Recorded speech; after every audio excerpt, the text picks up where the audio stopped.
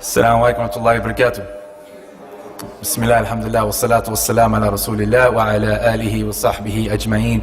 أشهد أن لا إله إلا الله وحده لا شريك له وأشهد أن محمدا عبده ورسوله أما بعد. We begin in the name of Allah, the Creator, the Sustainer, and we send peace and blessings upon the final messenger of God, Muhammad sallallahu alayhi wasallam. How is everyone doing today? You can tell Ramadan is over. When you look around, this is called the post-Ramadan sluggish, kind of like trying to get through it, inshallah. So again, it's not about how many people come out and things like that. We wanted to make sure, since we're still in the spirit of Ramadan, that we get a topic like this out there. And this is very important, not only for myself, but for the outreach community here. As you know, we have a very vibrant, very effective outreach program and a new Muslim support system here. And as we go through our talk today, we want to derive lessons, we want to derive benefits, and do as much as we can to then, as a community, be able to understand the culture of people that accept Islam, so that we can always be there for them, and also to take part in this noble work and effort. So starting this, I want to first, I'm very humbled. I'm very thankful that we have our panelists, esteemed panelists with us today. It's not the easiest thing on a Friday night driving from far away, beating traffic. And each one here has a somewhat of a commute, especially on my right here. Both of the sisters here, maybe they can mention that if they like, inshallah. So what I wanted to do was, I wanted to take our community through some of the questions, some of the challenges maybe even, and some of the unique stories that some of our new Muslim brothers and sisters had during Ramadan. And I think it'll be very beneficial for all of us, including myself, obviously, first and foremost.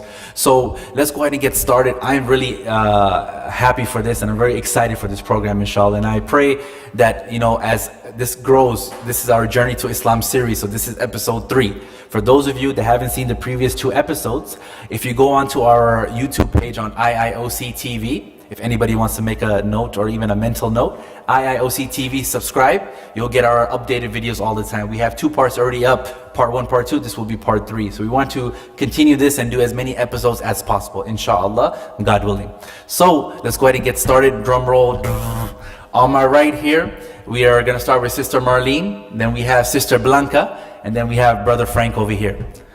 So I'm gonna go ahead and start on my right. I'm gonna start with Sister Marlene. Now these are some questions that it will be very beneficial, inshallah. The first set of questions, what I wanted to do, if it was okay, is I wanted to first ask you, sisters and brother, how you accepted Islam, right? And if you can just take us through that journey. Just short and concise so that we have a foundation which we can start on. Marlene, if I can start with you, if you don't mind. Alaikum salam to Allah. So I accepted Islam this year, on January 1st. I actually had to do a project for school about a religion other than mine. I used to be Catholic. So I did it on Islam. And after that, I just pretty much fell in love with the religion. So I kept studying it, and I walked the nearest masjid by my house. I needed to apply word in Abaya, how to put on a hijab, because I had no idea how to do that. So I went to my local mosque that's like 5 minutes away from my home, which I come all the way over here. But I did my shahada there, and alhamdulillah, Alhamdulillah. I'm going to back up 2 steps. So you said you accepted Islam by first, or initially got interested by doing a project about Islam? So yes. That is amazing. You see how, subhanAllah, like how Allah guides people. It's up to His infinite knowledge how He is guiding people. So as a lesson that we can quickly derive, or as maybe something informative for our community, you know, here we have at the IIOC mosque, we have tours of the mosque for our non-Muslim guests and neighbors and friends, right? Now imagine if, for example, Sister Marlene, she went through something like this, she went for a tour and she accepted Islam. Imagine if you're the one that invited your non-Muslim neighbor or co-worker or friend or colleague to the mosque, and then eventually they accepted Islam. Who would get all the reward? You would, because you planted that seed. Imagine that. So, and the part about, YouTubing videos about how to wear the abaya and the scarf, that's amazing. I mean, for maybe the majority of us, we don't think about that. But if you take a step out and look at it from the perspective of a new Muslim, it's very fascinating. So, thank you so much. Marlene, let me throw that question at you if you don't mind. Tell me about how you accepted Islam, if you don't mind. I accepted Islam this year. I took my Shahada in April. I've actually known about the religion for a couple of years back now, many years, about 14. Okay. 14 years, okay, mashallah. But really didn't open up to it until recently. I met some new friends and they started talking to me more about the religion. And at that time I was going through some personal issues and I started practicing prayer and I started praying to Allah and asking for guidance, and alhamdulillah, He brought me a good friend at a sweet bakery. He told her about it and she says, I'm going to take you to the masjid, and here I am. Imagine that. I had a bakery owned by a Muslim, directed them towards the masjid.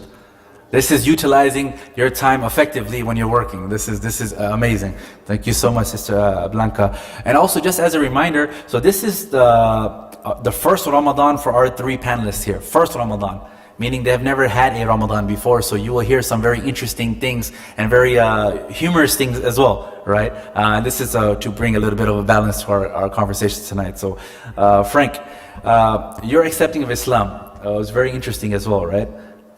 Assalamu alaikum, everybody. How you guys doing? Well, my name is Frank. I like long walks on the beach. Just kidding. No, the way I accepted Islam was through a co-worker 3 years ago. He's actually my first Muslim friend that I ever met and had. So I got curious about Islam, about his religion, and coming from a Christian hardcore background where my parents are ministers, my brothers and sisters do ministry, I got interested in his religion and I started kind of doing a little research about what Islam was to have that kind of little connection with him. As more research I did, I started asking him questions. Some questions he wasn't able to answer, so he actually brought me to IIOC and I met with Mustafa. Yeah. And I asked him several questions regarding theology, trying to compare what Christianity believes to Islam, and he was able to gracefully answer all the questions, and I got more interested in that. And then finally I decided to do my own research regarding other theological questions that I had, and I surprised him and his brother, who's also my close friend, and I came to the mosque to set an appointment with Jamal, and I did Shahada here. That was done in February, and like they were so happy, and for me it's like been the best decision I've ever done. Alhamdulillah. You know what's very interesting as well, if you heard in Frank's story, his family comes from a very educated, academic, ministry background. So as it is, it's always challenging for somebody to accept Islam. But it's even harder, I think in my opinion, maybe you guys agree, that if it's somebody from the clergy or the church, someone who's really, and for someone like Frank to then, take a step out and say, I need to look at my purpose of life again. Maybe I was born into something, I need to take a step back and learn. So that is something that we have to really ponder about, because it's not the easiest thing. As it is to accept Islam for someone who's new, it's not the easiest thing. You have a new culture, you get a new set of friends maybe, or you come to the mosque, you're like, what is going on? I don't understand the languages. So many different things going through somebody's mind. On top of that, the pressure from the family, right? So I appreciate you talking about that. Since I'm on your side, okay, so the bulk of what we want to talk about today is Ramadan, right? Your first day of fasting maybe. Now for the average maybe person who's been fasting 10, 20, 30 years, you might not remember how it was to taste a date for the first time, or sip some water or milk after breaking a fast, right? During iftar time. Take me through your first day as best as you can remember, if you don't mind. Well, when I first heard about Ramadan, I got interested and I started asking more questions about why to fast, how to fast, certain practices during the fast. And I had read about the prayers and the 5 pillars, about waking up early in the morning. So my first time waking up at 3 in the morning was very hard for me. I kept hitting like a snooze button, I'm like, okay, come on, this isn't happening. But then I finally got up, and eating that early in the morning, I was shocked. I was like, how could I do this? So I decided to go light. I'm like, you know what, this would be great for my diet. And as time progressed, I remember just like getting hungry during the day and doing the prayers. Like the prayers really gave me the strength to continue during the day. As we broke fast, I have never had a date before. So when I saw it, I thought about a cockroach, a dried cockroach. And so Did you say a dried cockroach? A dried cockroach. So when I took a bite out of it, it was the most juiciest, sweet thing ever. And as it went down my throat, I was like, mashallah, like this is awesome. This is great. And I remember having my first cup of milk. Okay, and again, here your mom thinking I'm going to eat light, so I'll have a diet. That milk was so cold and so refreshing. I could have just like grabbed a cow and drink the whole entire thing. It was amazing. Like the first day was just simply amazing. Like that experience, I don't think I've ever had before, and I'm so privileged to be able to have the community prayer here at the mosque, where it's not just about like one person fasting, but a whole entire community of Muslims together, side by side, shoulder by shoulder, with the same purpose, same dedication, bound to the same God. That for me made a huge impact in my life. You know, I can just imagine Frank, right? So, you know, here when the days we're opening fast, we have like dates set out and water and milk. Then you have hundreds of people putting their hands inside the dates like this. I could just see Frank looking at it like, oh, dried cockroaches, and people touching it with their, you know, germs and stuff like that. So that's very interesting. Thank you so much. And the thing was, it was very interesting to have Frank here. One of the things we encourage, you know, well, I'll talk more about our New Muslim program here, our mentorship program. We encourage new Muslims to come. Why? Not just to go through the prayer and just tire themselves up, no, but to be part of the experience. Yeah, to be part of the experience. Why? Because we have areas where you can sit back, sit on the chair and just observe. Listen to the Quran. Listen to the words of God Almighty and see how it soothes the heart. You know, and so we had, alhamdulillah, praise be to Allah, we had people that would come and they would sit down and observe. We also had a non-Muslim guest that came and they wanted to just listen to the Quran and they wanted to observe. For me, it was fascinating. When I saw this and I saw the interest that people had, I was very fascinated. So, Blanca, I'm going to throw that question to you. Your first day of Ramadan, being that this was your first actual Ramadan, even though I know you looked into it for about 14 years, take us through that if you don't mind. Did you also have issues with dried cockroaches and dates and stuff? Or? Funny he mentions that. Yes, my little niece, she's 3 years old. She would break fast with me sometimes, and we would have dates, and she would call them cockroaches. Like, oh, cockroaches, they're so good. But my first suhoor was, I hit the snooze button as well. I almost missed suhoor, but I didn't, so that was okay. It was just iftar for me, because I had already practiced fasting, but I fasted during the winter, so fasting the winter and the summer was a whole different ballgame. Days are shorter, right? So it's a little bit easier. You wake up, oh, it's time to break fast. I got this, but no. Right. 6 o'clock would come around, it's like, really? Not yet? So, breaking fast too at the evening was my first experience, my first iftar was a little bit lonely because I had nobody to guide me, nobody to tell me what to do. So, at that time, my mom was my mentor, so right away I got on the phone and I texted her and I said, what do I do? So she guided me, and alhamdulillah, after that it was somewhat of a smooth ride. Inshallah. Let's, if you picked up one thing, and that's something I really want to hone in on, you know, as somebody who recently accepts Islam, I mean, our brothers and sisters, you'll be amazed sometimes, you know, and I've heard many of these stories, maybe you're familiar with it as well, they break iftar by themselves during Ramadan. Can you imagine that? Maybe the majority of us, we have families to go back to, we have large feasts, a lot of food. I know a brother, I think he mentioned, he said, you know, in my first Ramadan, I basically had canned food. I opened the canned food and I was eating by myself. And he said, you know what?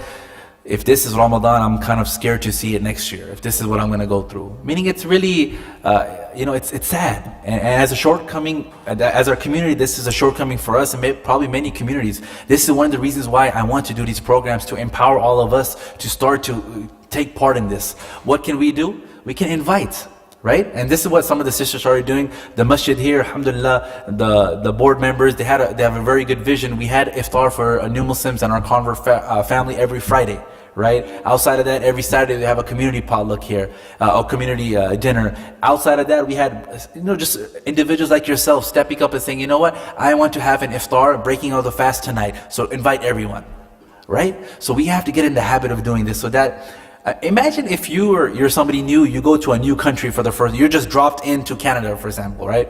You don't know anybody there, you don't know the culture, you don't know anything. You don't know where the local halal food is. How would you feel? Lonely, not knowing anyone. But then here comes someone says, you know what? I want to help you. You look like you're new. I'll show you where the halal food is, where the local mosque is, where the library is, all these things. It's a lot easier, right? Imagine that for our new Muslim brothers and sisters, what they have to go through. So just try to put yourself in that position of helping out as much as you can, inshallah. So I don't want to keep doing all the talking. Sorry, I want to make sure we derive some lessons and benefits from this talk as well. Marlene, if you can tell me about your first day, if you don't mind. Well, my first day wasn't like a sister and brother. I actually woke up. I was very excited. I was like, when is it going to be time? I just wanted to do it already. So I woke up on time, probably like an hour earlier. I fixed up my breakfast and what I was going to eat and stuff. And, it was good. It was like, wow, I'm actually doing this. Like, it just felt like a really good experience. Throughout the day, I didn't get hungry or thirsty at all. I kept myself busy. I had a task to do, like try to read the whole Quran throughout Ramadan. So I just kept reading and reading, keeping my mind occupied. For iftar, to break fast, some of the sisters I met here, like one right here, eat it. We actually got together to break fast. At first, I was kind of like, oh, I don't want to go, I don't want to drive, because I live all the way in Los Angeles. But I was like, you know what, I'm going to do it. So I drove, and we went to a restaurant in Long Beach, and we had a breaking fast. The date, it was good. It was pretty good. It wasn't like cockroaches. It was pretty good. I never had one in my life, so to me it was just like, wow. And drinking water, that was the most amazing. I never thought water could taste so good. Like, I took water for granted, and just drinking it after not drinking it for 16 hours was like, wow, like, this is so good. It's just water. But it was a good experience. Alhamdulillah. If I can just ask all three of you, were you guys working through Ramadan, like your regular? I know Blanca, you were. Marlene, you were. Frank, you were. Yeah. Okay. That even on top of it, right? Sometimes we take a break off during Ramadan, which is fine for those that want to do it. But imagine your first Ramadan, first time fasting, and you're working on top of that, right? So, right. And that's your position, right? So you get a bit more thirsty. Yes, I drink about a gallon of water a day. Uh-huh. Just on a normal Wow. basis, so not having water within my reach. SubhanAllah. That's very interesting. Now, let me start with you, Marlene, if you don't, I'm going to throw this question at you. Not literally throwing it, but for you to answer. There's always, as a new Muslim or as a convert, there's always challenges, right? One always goes through challenges. And every human being is going to go through challenges, but specifically I think a convert goes through many more challenges or many difficult challenges. Did you have any specific challenges during Ramadan? I did. I had a lot of challenges, but the main one that I can probably remember that was the hardest was explaining to people what I was doing. When they would offer me food, water, I was like, oh no, I can't. They're like, why? So I would have to explain the whole process of Ramadan, and that I can't eat for 16 hours. So they would be like, wow, you're starving yourself. Like, your religion tells you to do that? Like, that's cruel. So that was like the hardest part for me. It kind of like would bring me down, but at the same time, sometimes I would even avoid it. Like, they would offer me food, I'm like, I already ate. Like, or I'm not thirsty, Or that, I don't like that food, Just to ignore the questions and the answer that they were giving me that were so negative. That was pretty hard. Besides, there was another challenge that you had? Oh yes, my father. Yes. Kind of like a touchy one, but. And you don't have to speak about it if you don't want to, right? My father, he would always get mad because I would be here from past 12 midnight, praying Tarawih. So I would get home and he would be like, what are you doing up so late? Like, why are you coming home at this time? You shouldn't be out. So to him, he did like you're not like who you used to be. So it was hard knowing that my own father would tell me things like that. Yeah. SubhanAllah. And again, I remind myself and I remind you, we have families sometimes as, quote, seasoned or born Muslims to go back to. How about for those of our brothers and sisters in our community that don't have that, right? So imagine that, Blanca, if I can ask you that question if you don't mind. Some of the challenges maybe you faced during Ramadan. I had a couple. Mainly at home with my mom and my dad. They would think I was hurting myself, malnourishing my body.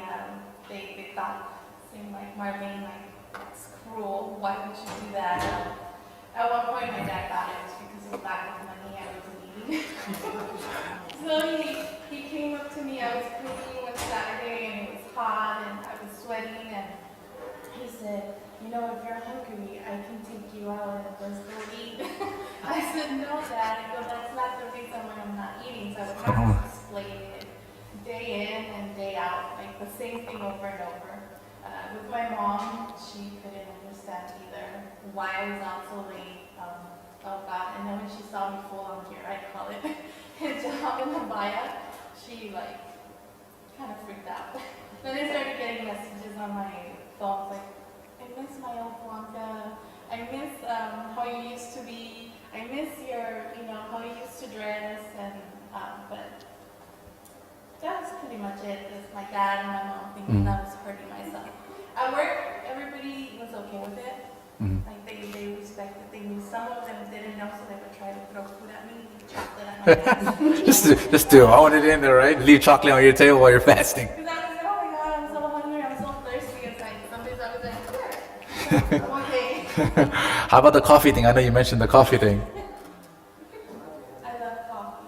Coffee is my weakness. 3 days is the most that I can go without coffee before turning into beast mode, I call it. It was funny because I felt like everybody was carrying a tray of coffee at work. People that didn't drink coffee all of a sudden were drinking coffee. I would wake up in the morning and my sister-in-law was brewing her coffee, so it was just torture. Just torture. Alhamdulillah. For our crowd, for our audience, just by a show of hands, if we have any of our new Muslim brothers and sisters here, did you ever feel like that? Exactly what like Marlene and maybe Blanca were talking about, something with the family, just by a show of hands. A few people? Okay. Inshallah, yeah. And that must be tough, right? And someone, again, if you don't have that experience, you've never been there, it's probably not the easiest thing to do, right? So, Frank, some challenges. Yeah, I had 2 challenges. One of them was work.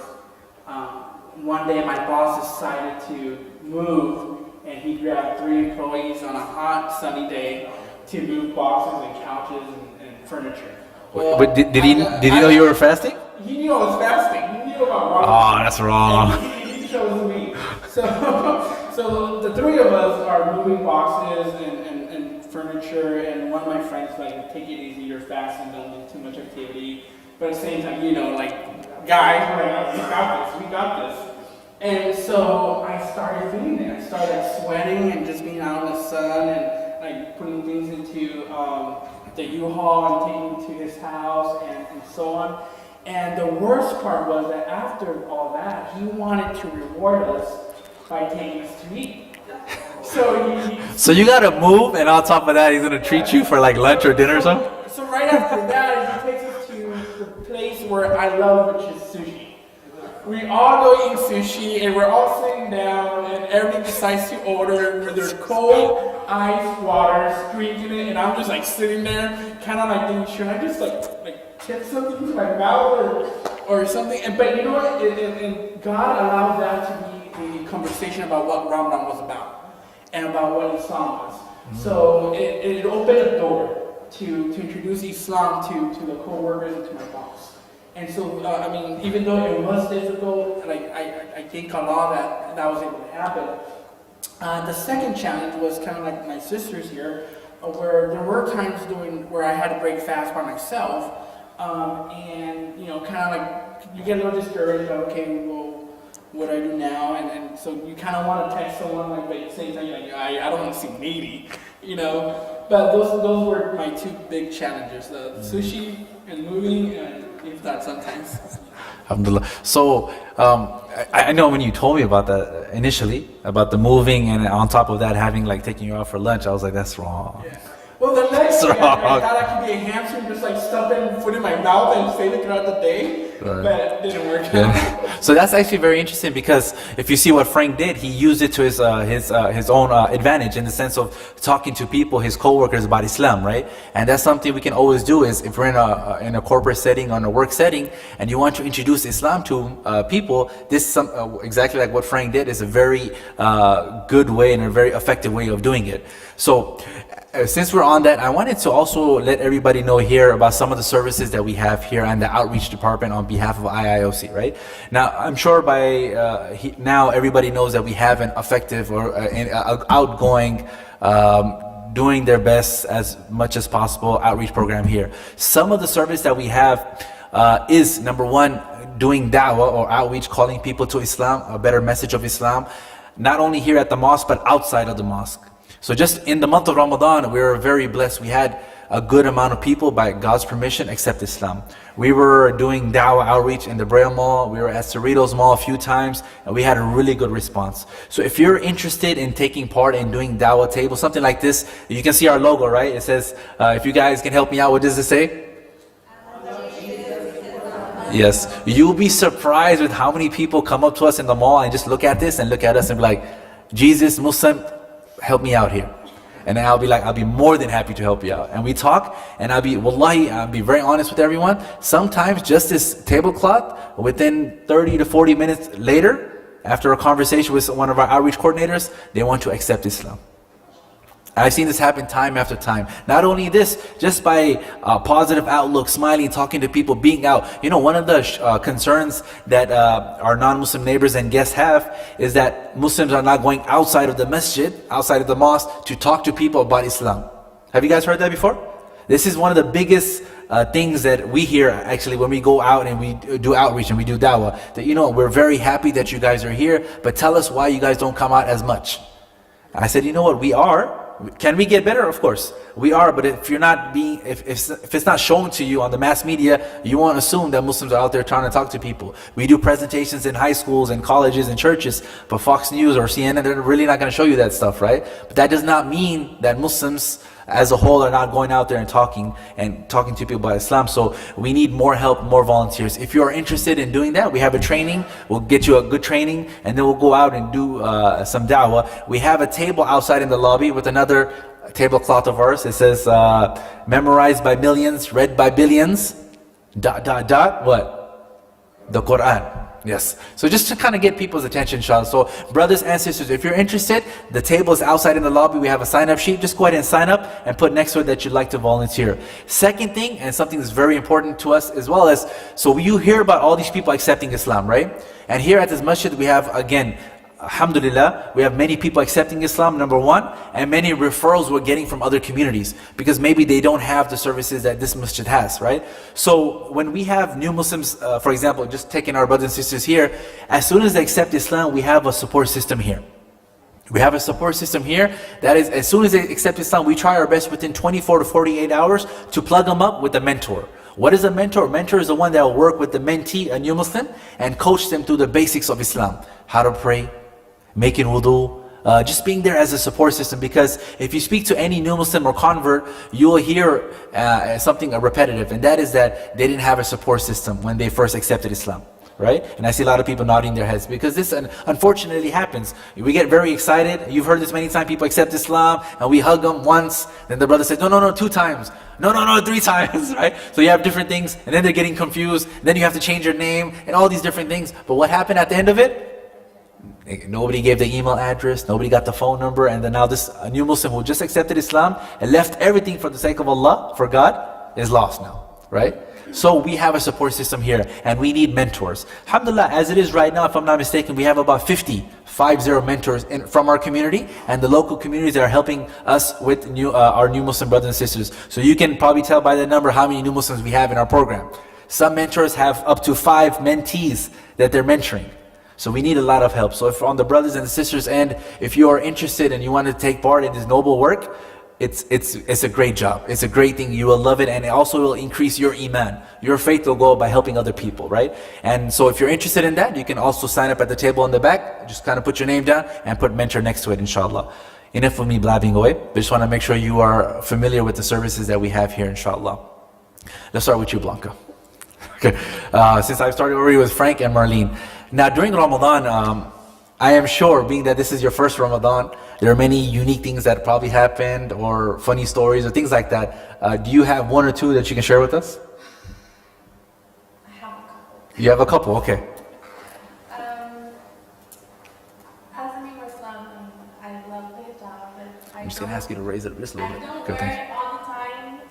At work, I'm still trying to get used to it. So I have friends at work that they want, Friday comes or the weekend comes, they want to go out and have some drinks. So I kind of been avoiding those invitations. So this is, now I'm talking about my boss. So I've known her for 8 years. She's a great person. We're semi-close, we're pretty close. So when she had invited me a couple of times for drinks, and I kept avoiding that. And one day she's like, We're talking about Coke and Sprite, right? yes. She came in and she said, I give up on you. And it happened that we had a meeting that day, and I said, oh, please don't give up on me. So once we finished our meeting, I said, you know what? I need to talk to you. Let's talk about those drinks. So I said, I can go out with you, but it would have to be for coffee. And she said, why? I said, because I have accepted a new religion, and my religion does not allow me to drink, and I don't want to drink. And she says, well, what kind of religion is that? Just like that? She just told you. Yeah. I'm going to be straightforward, huh? We're behind doors, and at this time it's all off the record. And I said, Islam? And she says, what? Why that? I said, I'm looking into it, and I decided to do like, you're not going to bomb me, are you? You're not going to bomb me, are you? Is that what she said? So I knew she was kidding, and I knew she was having a kind of a sense of humor, and so I went along with it, and I said, don't worry, I'll call you and have you leave the building. And that was just a joke. It was just a joke. So other than that, I've had several people tell me the same thing, like, you're not gonna bomb me, right? You're not gonna bomb me, and I have a couple, I just can't remember. Yeah, well, maybe we'll come back to you on the other one. Very interesting. She mentioned the story about, or she was talking about how her friends and coworkers were saying, don't bomb me, right? I have a very interesting story. So one time I was doing a tour, and this is a true story. I was doing a tour here in the masjid. So some of the services we give tours, right? To those that want to see the masjid, a tour guide and so forth. So we explain to them what a tour is. And just today, if you guys were here during the Jummah, we had a group of close to 100 students that came. From a local university to take a tour of the masjid. So if you know of anybody, your neighbors, friends that want to take a tour of the masjid, see what the mosque is all about, let us know. So I was given a tour one time, and there's some students from a local university. So one would think they might be a bit intellectual and academic and so forth, right? So I'm given a tour, and the tour is finished, and we're walking outside, and they're thanking me. They say, this tour is really good. I appreciate it. Thank you so much. And then one of the individuals, she says, Jamal, I pass by this mosque all the time, and literally, before this tour, I thought this is a place inside where you guys make bombs. So I was like, okay, it caught me off guard. I didn't know if I was supposed to laugh, if I'm supposed to get angry, if I'm supposed to and I was like, okay, she's just joking. But she was serious, she would continue on. I said, okay, so now we don't make bombs here. You've seen the mosque, right? But the reality is, unfortunately, many people do think like this, right? They do think, and they might do it in a joking way, but it's interesting, right? That when Islam or Muslim comes up, you already automatically connected to what? Terrorism and bombing and killing. Not the 99.999% of people that do great things in Islam. That's always to the side. It's just to the point 0.00001 that's going to do something negative, right? That means what for you and I? We have to work harder, yes. We have to work harder to inform and educate the community outside, because you and I can get upset, right? That they're saying these statements, but we have to share the responsibility as well, right? That because for a long period of time, we have not been doing the job of talking to people about Islam, and other people, unfortunately, have taken this baton and are starting to say it in the wrong way. You and I then get upset because we didn't do our job. So what we need to do is, number one, acknowledge that, we have a shortcoming. But number two, we need to take part in outreach. And that can be done in so many different ways, brothers and sisters. If you remember during Ramadan, right? We had these gifts. Do you guys remember the Ramadan gifts? Little clear vinyl boxes that we made? How easy was that? All you literally had to do was purchase one of these and even get one donated.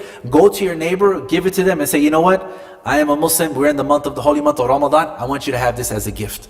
That's all one would have to do. And everyone can do that individually right now. I'm sure everyone in here has a good understanding or an idea of how to cook food or purchase food. All you had to do was take that to your neighbors. Sometimes we live next to people for 10, 20, 30 years and we don't even know their name, our neighbors.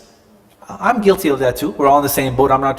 What I'm trying to say is that we need to get past this. Especially if we're going to live in this country, which I'm assuming the majority of us are. We need to kind of get a bit more, in the sense of talking to people and being comfortable with our religion of Islam, inshallah, okay? Did it come back to you by any chance? Blanca? No problem, inshallah. Marlene, let me ask you the same question. Something unique, or did you have a funny story or something during that? Yeah, there's actually one story. I usually put more than one alarm to wake up in the morning. So, of course, first I put my budget, I put 2 alarms each.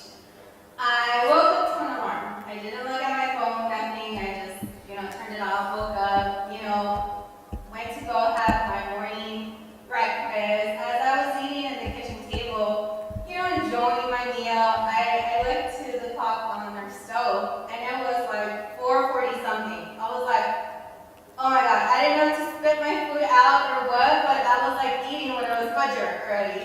Oh, so the time had passed, so now okay. So I was like, oh, what do I do? Do I continue eating? Did I break my fast? I was so scared, so I just stopped what I was doing. I told one of the sisters, like, did I break my fast? I still continue? She's like, no, it wasn't done intentionally, so still continue. So, yeah, that was one of the probably best. Nice. Like continue eating or? No, I continue my fast. Oh, Right. No. That's interesting. Again, maybe some of us, we don't think about that. Like, we know the time, suhoor, finish, Fajr kicks in, so we stop. But sometimes you lose track of time, right? And especially if it's your first Ramadan, so that's very interesting. Frank, did you have something you wanted to share regarding maybe some incident you went through? We all go through things, right? If you're comfortable with it, maybe if you had a story you wanted to share. For me was prayer. Right after prayer, where everybody splits up and they use their own personal prayer. For me, it became like hopscotch, trying to dodge people bowing down in their positions and just jumping back and forth. Hopscotch. It kind of felt like, okay, where do I go now? How do I not interrupt people's prayer? And there were nights where, and I'm sure I'm guilty of it too, where during prayer, you could totally smell like lamb, like someone just ate lamb food. And it was like as you bow down for the position, and I was like, I think they have rice or lamb right now. So, it happens, right? When you're focusing on the prayer, you're trying, but the person next to you had a big iftar, right? And they let out the loudest burp. And so now you're processing through your mind, it looks like lamb curry, biryani, falafel. So is that did I get it right? Something like that? Exactly. And then? No, it was mainly those two, just the hopscotch and smelling people's burps during prayer. Hopscotch meaning because people were spread all over praying, right, you didn't want to cut somebody off. Right, Is that... which I think I did at once, if someone put their hand, so I tried not to, and that became a little fun game afterwards, where I go now. See, you wouldn't think about this unless you get a perspective for someone who's new, right? So that's very interesting now.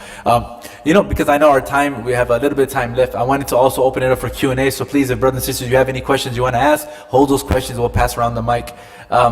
Everyone, our 3 panelists, you guys mentioned about family, right? We touched upon family a little bit. Is there something else that maybe you want to say regarding family challenges? Anything you want to add to that? Because I know that's probably one of the biggest struggles that maybe a new Muslim or convert has. Anything that you guys wanted to share regarding that? I mean, I got the privilege to break twice fast with a family, Muslim family, and I got to see not behind the scenes, but kind of like the new perspective, like different culture of how a Muslim family comes together and break fast. For me, that was like a life experience, which I wish, inshallah, one day I could do that with my family. Like we all could do Ramadan together and break fast together. So I mean, for me, that was just impacting. So a family actually invited you over to break fast? Yeah. Was it the one that you said you were working with? It was one of my coworkers. He's also a Muslim, and he invited me on, I think it was a Friday and Saturday, or Saturday. But I got to break fast with them, which was great because everyone was sitting down, and around a certain time it became like New Year's Eve, where everyone's like waiting for the time to hit. Like midnight with the burgers. Right. So that was, I was very honored and just like grateful that I got to have that experience. Right.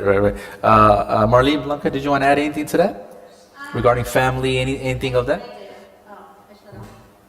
It should be good. Okay. Technical difficulties, sorry. Oh, that's why you had it like so. I would probably say like the people that do break fast with their family and that are familiar with what you do as your religion and you guys are both on the same page, like just don't take it for granted, you know, especially for myself that I don't have that kind of family, you know, that I can break fast or, you know, tell my dad like, hey, let's eat a date, you know, at this time, or like, what's that? You know, just don't take it for granted, like, just appreciate every second of it. That's probably all. Did you want to add something to that? You don't have to, but if... No, just, I think what I would take from this Ramadan are a couple of things. One mentioning, like, educating myself more and being able to explain to my parents or the people around me exactly what Ramadan is, so that they can understand and maybe be a better support for you. That my mom and my sister would be in front of me and say, "Well, you're fasting. That's on you." So, and then always be an example. Always be a good example, and you know, try to teach and show people the way. Okay, alhamdulillah. So just in conclusion, if I can ask all three of you, is there any type of advice or suggestions you can give to our community regarding either Ramadan, outside Ramadan, anything to maybe better inform us about how to, you know, work with maybe new Muslim converts, anything that we're missing, and many things I'm sure we're missing. Maybe I can ask you first. The biggest advice I just give to my brothers and sisters is really get involved in the community. Like really get involved. Like maybe you may feel like you may not have a lot to give to the new Muslim. Trust me, you do. You really do. Like just making presence and even greeting them and be part of the new Muslim program that IIOC has here. It's a big help. At least for me, coming to the Sunday mornings at IIOC and seeing more new Muslims, and not only that, but seeing mentors and being able to like, hey, if I ever have a question and I see him, I'll ask him. It's huge. It does make a difference, and it does bring a new perspective to new Muslims, seeing that it's not just like one group, it's like the whole entire mosque being part of that same group. Right. Before I pass it off, Frank mentioned something about our Sunday class. For those of you that are not aware, every Sunday here at the mosque, we have a new and recommitted Muslims class. Just by a show of hands, how many are familiar with this class that I'm speaking about? If you can just raise your hands high for me, please. Okay, so good amount, okay. So just for those that don't know, every Sunday here we have this new and recommitted Muslims class. And what it is it's like an Islam 101 class. And we want to make sure it's about the foundation, the basics of Islam. So if you're a new Muslim, if you're a non-Muslim guest, or even a recommitted Muslim, meaning somebody who maybe is born Muslim, maybe fell off a little bit, but then came back years later to want to know more about Islam, this is a class that you want to be part of.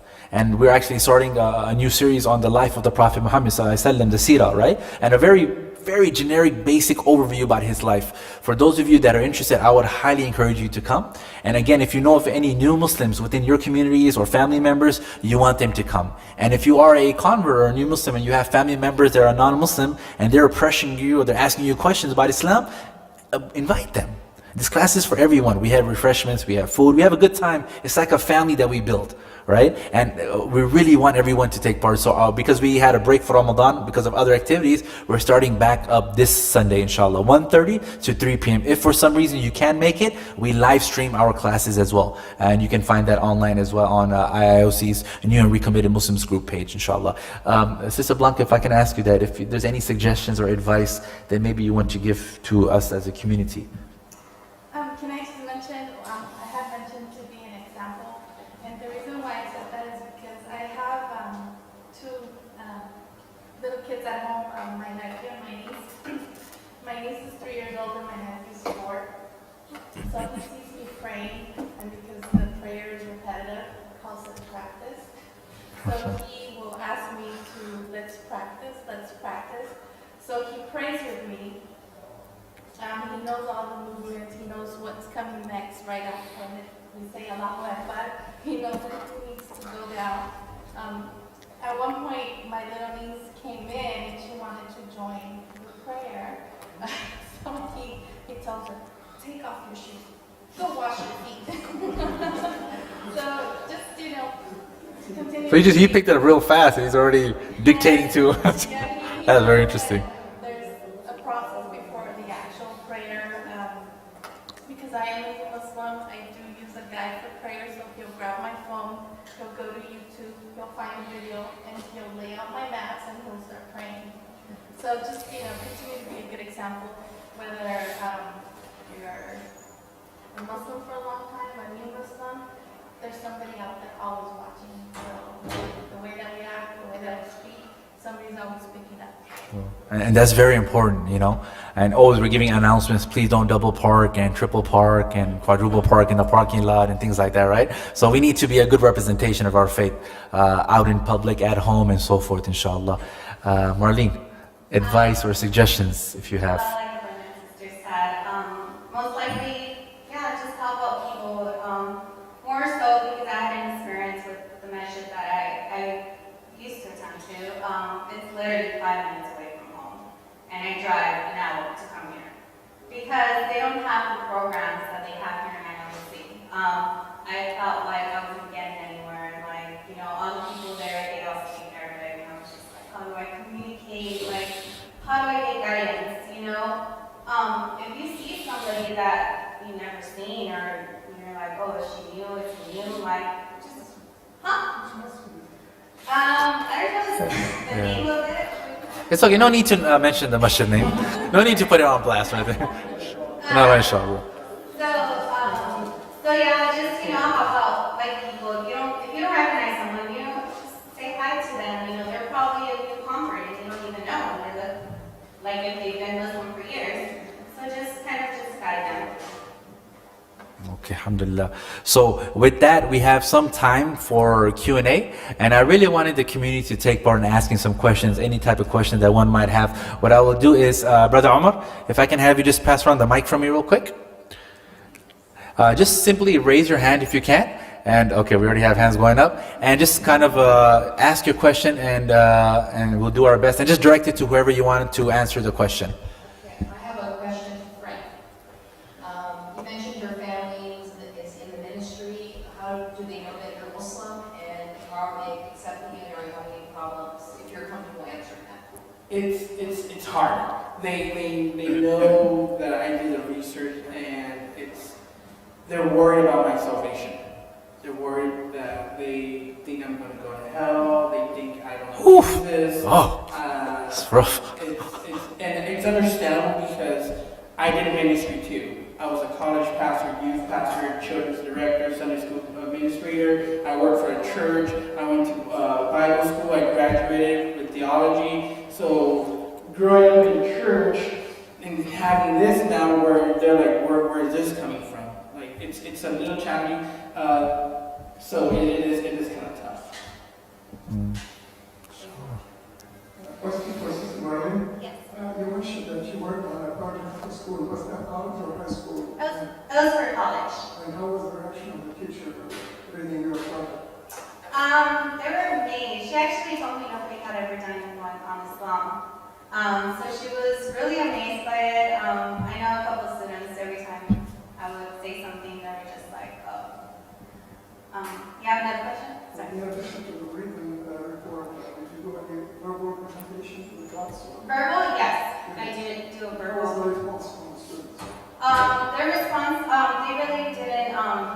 say much.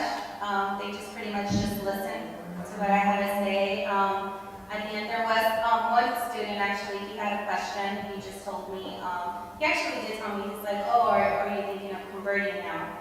And at the time, I wasn't sure, because of my whole family issue and stuff. And I said, if I do, if I don't, I know I got some good information about Islam that I didn't know. Interesting, very interesting. So, sister here? Yes. Can I make a suggestion for the sisters? Please. You mentioned in Ramadan that you would come and stay late for prayers. If I can just have the mic just close by so they can. Yeah, thank you. Do you know that you don't have to come and stay late, especially if you're by yourself? As a woman, you're not obligated, you don't have to. And even if you want to, I think it would be, good to appease your parents, when they're concerned and they're worried. I think that would, Yeah, I was aware of that we're not mandatory to come.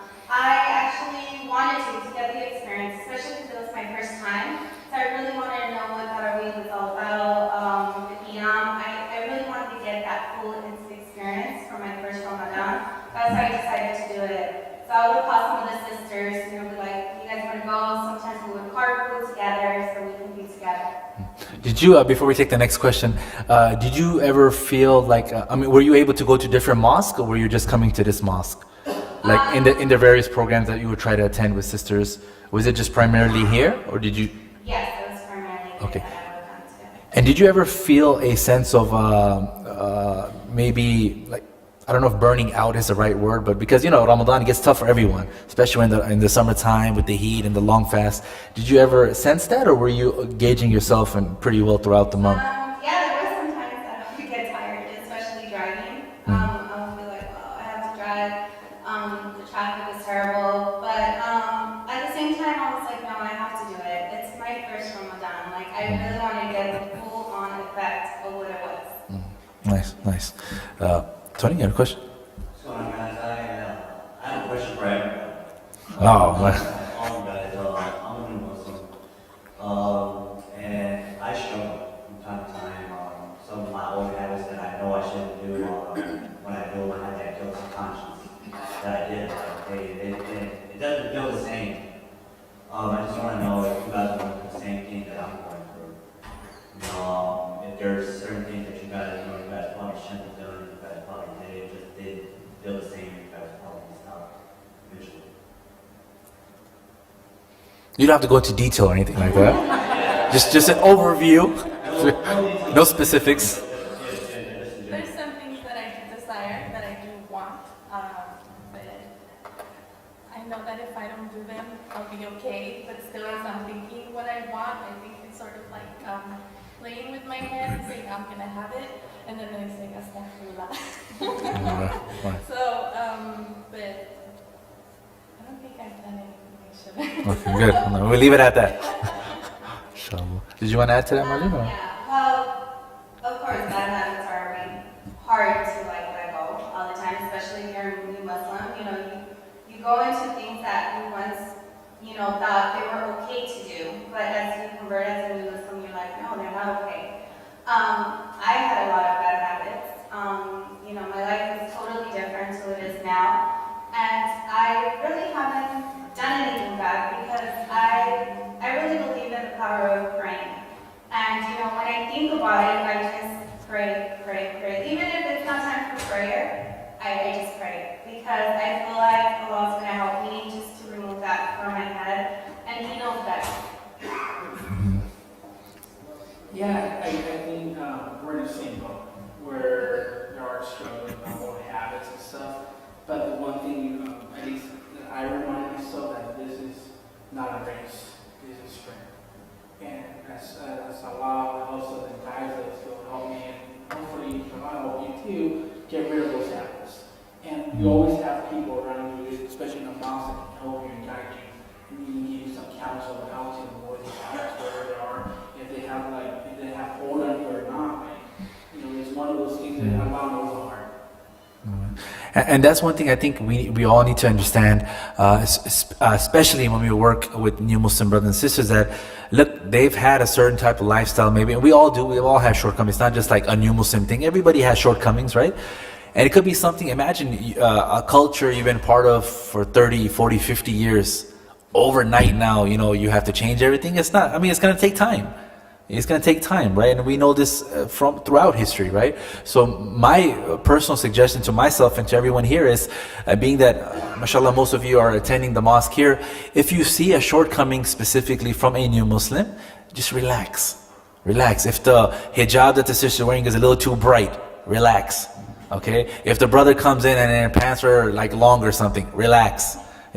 We have specific mentors in the community that are taking care of this. Because remember, this is a long-term project that we're trying to work on. We don't want somebody to accept Islam and then 2 days later they left the masjid. Why? Because you and I said something to them and it's very hurtful. And we have that, unfortunately, in various masajids, and may Allah guide us all and strengthen us all and be able to say good things, right? I just remember, you would never want to say that to your family member or someone like that. Don't say it to our family members too that accept Islam and join us, inshallah. So having said that, I think we have another question here, Ahmad? Quick question regarding the Sure. day of Ramadan, since we're ending with this today. Would you all, for example, feel like we had it the first day fasting or like fainting or something like that? That you feared for yourself, for your health? It's just a physiological type of feeling. I didn't. I actually did pretty good. I'm very proud of myself. I did pretty good with I would get hungry and thirsty, but I don't think I felt at one point of fainting. I felt weak a little bit by 4 o'clock, 5 o'clock at the very beginning, but as the month continued on, I was okay. And then with the bag. I didn't thought anything. The last 2 days, when Ramadan was going to be over, that's when I started getting headaches. Probably because I knew it was going to be over, so I was like, okay, I want to get over these days. But I started getting headaches, and dizziness and stuff, but I just went through it. A lack of everything. Ramadan, it's like we all feel it. Lack of, we're getting to the finish line. It's just like it's there, but you can't, So, and as how Frank said as well just a few minutes ago, he mentioned a very beautiful term and concept that Islam is not a sprint, it's a marathon. Meaning, take your time as you're doing things, right? You shouldn't be extreme in one way. Meaning, don't try to do everything overnight, and the other extreme being what? You don't do anything, right? You got to have a balance, right? And he mentioned that, and I really want to touch on that to remind myself and everybody here to make sure that we do our best in that type of balance, specifically when we're speaking to new Muslim brothers and sisters, inshallah. We have time for about a few more questions. Does anybody have any questions? Yather? In the back there, Brother Omar.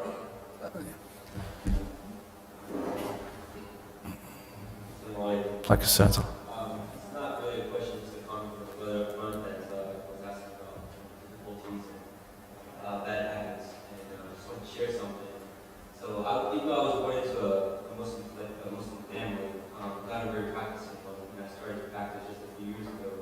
Alhamdulillah. Alhamdulillah, they're genuine good people, but they just had different life practices, you can say, different habits, right? So when I started practicing, getting a little bit more religious as far as like prayer and stuff like that, they had girlfriends. After I also worked with them, so after work, sometimes we go one of the bars. So I just want to say that just take one step at a time. It's not gonna happen overnight. Don't beat yourself up for it. If you're doing things that you know are wrong, that's the beauty about Islam. You can always reach out to Allah.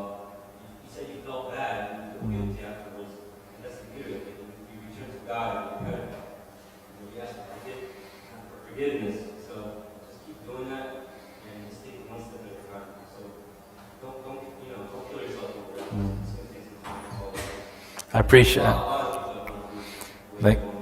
Thank you so much. And actually, our brother is one of our mentors here. So this is what we want. We want to get more people, to empower you more, to be part of this community, not just to come and pray and leave. To be part and parcel of this community. Again, I remind myself and you, if you're interested in mentoring, meaning a mentor towards a new Muslim. We have trainings, we show you what to do, what to expect, what the criteria is. Our sign-up table is outside, you can't miss it. Kindly sign up your name, phone number, email address, and just put next to it that you want to be a mentor, because think about this, we're having many people, alhamdulillah, again, accepting Islam. We want to make sure that they're all paired up with someone who can teach them the basics of Islam, inshallah. We have time for maybe one more question. Does anybody have a quick question at the? Yes. We'll conclude with this one, inshallah.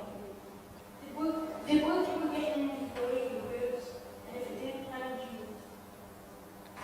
did you? Can you repeat that one more time, please? Sorry. Did work ever get in the way of your ribs? Oh, work. Did work ever get in the way of your? Yes. I'm able to do Fajr at home, but 12 o'clock and 4 o'clock come around, I'm not able to do so. My work doesn't really accommodate. We don't have like a praying room. Actually, I tried going to the parking lots to pray. I work in a big shopping center, but I'm a little scared. I'm not gonna lie. I'm a little scared to do prayer by myself because there's nobody out there looking out for me or so to me I can feel a little bit shaky and scared. I go home and I make up my prayers at home, but yeah, work does get in the way of my prayers Monday through Friday.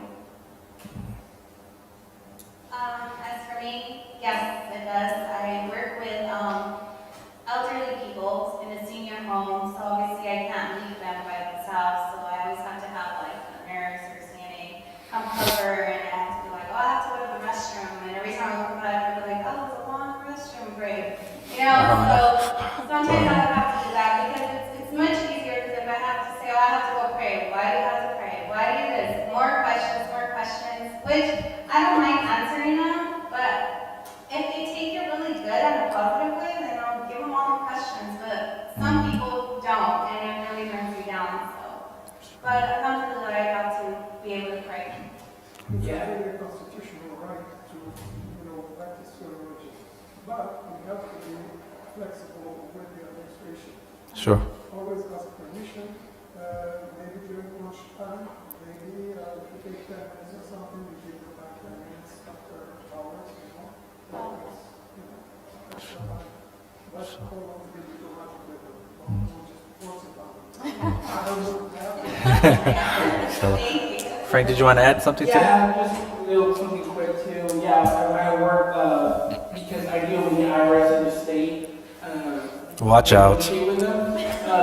I'm not allowed to, like on Fridays, to come to the mosque and pray. So what I did is I prayed in my boss's office. The same one that made you move, right? So now I'm going to pray in your office. My prayers, I make sure I go to his office and that's where I do my prayers. this is an issue that CARE has dealt with many employers. They can always have CARE write to your employer a letter, and they will give you time for your Jumu'ah prayer. Inshallah. If they don't want you to miss time for work, tell them, okay, I'll take this time for my prayer, but I will make up after work. We have an attorney at law here for you.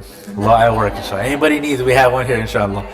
Jazakallah khair. May Allah reward you all. May Allah bless you all. And honestly, I want to, again, from the bottom of my heart, say thank you to our panelists, Frank, Blanca, Marlene. I know it's not the easiest thing to come up here. I know many nerves are going through and you're nervous and leading up to this date. But I think as a community here, we're all very thankful of you to share your stories. And I hope it's touched me for sure. And I hope it's touched everyone here and everybody's benefited from this, inshallah. So, of course, and so we all as a community, exactly, we all want to congratulate you on getting through the first Ramadan. You know, we might think it's, oh, we just went through the whole month, alhamdulillah, it's easy. No, it's not, it's very challenging. Everybody, I think, especially during the hot days and the long days, but you know what? Allah makes it easy. Right? You might be going through one of those days and you're like, this is tough. Allah made it easy because you're sincere in what you do. And this is why Allah has you here, right? You guys go through a lot. When I say you guys, I'm saying as my family, we say we understand, but maybe we don't understand. And I hope through these Journey to Islam episodes that we're doing, we can further empower and educate our community here to take part in the resources that we have, inshallah. So in conclusion, I want to thank everybody for coming out. Isha is going to be starting in a little bit. I think they said 10 o'clock, so we have time to refresh our wudu, help with the cleanup. I need everybody to help me with the cleanup, please. Make sure all the chairs are back. Make sure we leave this place in a good setting. Subhanakallahumma wa bihamdina ashhadu an la ilaha illa anta astaghfiruka wa atubu ilayk. Jazakallahu khairan. Assalamu alaikum wa rahmatullahi wa barakatuh.